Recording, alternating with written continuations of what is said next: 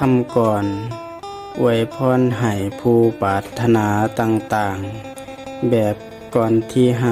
5ฟังเอาเด้อมาโนในใจเจ้าผู้ทานถอดทานามัยปรารถนาแนวใดขอ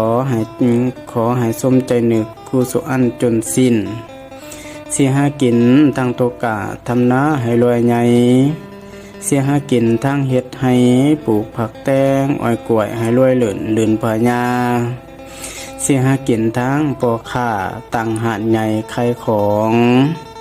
พุ่งหมูเงินลือทองให้หลังมาคือน้ำให้จะรวยเงินล้านเงินพันเงินหมื่น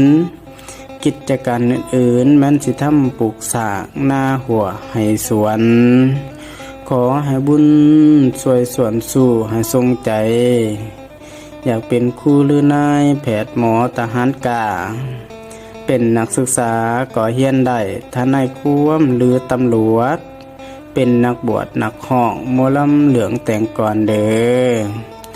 ขออวยพรจงสวยสู่กุศลผลบุญให้รวยได้ขั้นเฮ็ดให้ได้แต่งน้อยหนาขั้นเฮ็ดนาให้ได้มั่นเข่าปีละ2-3 พันหน้าเจ้าครูสุทงสิวแหลงและถ่วมหน้าเจ้าอย่าสิมีเด้อเจ้าศรัทธา